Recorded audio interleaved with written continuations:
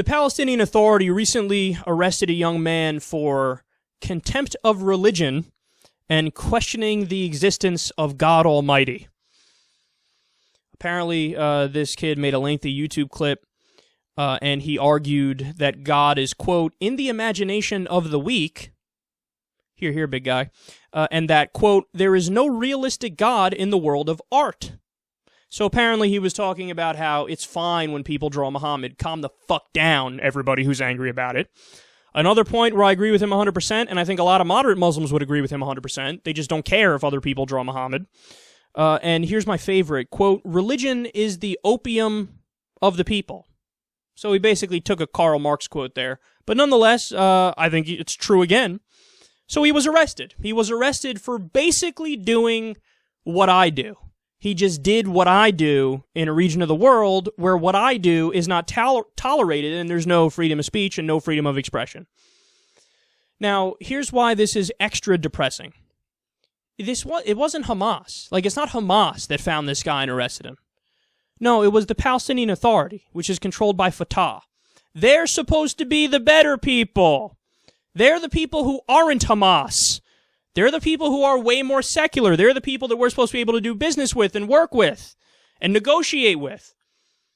And what's so upsetting is that we all know this is one of those stories that people are going to use to then turn around and say, see, how are we going to give the Palestinians a state? Look at the kind of governance they would set up. Look at how they would treat their people. They're actually better off under full Israeli occupation. Now, that argument, of course, is still ridiculous because the idea is, well, Israel stands for more liberal values, so it's, we should be in control. Yeah, but the most illiberal value I could think of is occupation, so that argument really doesn't make sense. But you can clearly see how there's still a grain of truth in the argument that, well, even the good Palestinians here, Fatah, the Palestinian Authority, even they're saying no freedom of speech and you can't insult Allah. That's a problem, man. That's a problem, and it's 100% unacceptable. What everybody needs to do when they see a story like this, like I've argued time and time again, is we should all unite and basically put up our middle finger and do the opposite of what they're saying.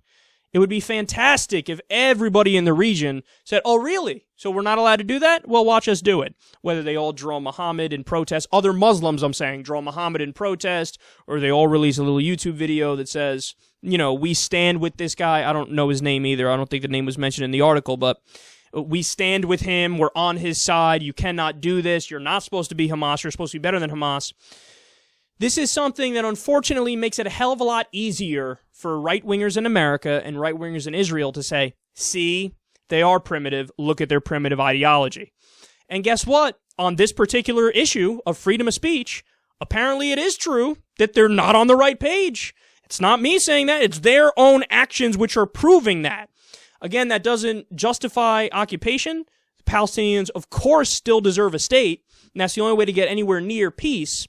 But you have to be willing to call out wrong actions no matter where they're happening. And in this case, they're happening at the hands of the Palestinian Authority. They're supposed to be better than this. They're supposed to be better than Hamas. And it's 100% incorrect for them to stand up and say, you can't offend my religion because it's my religion. No, fuck your religion. The number one thing it needs is criticism.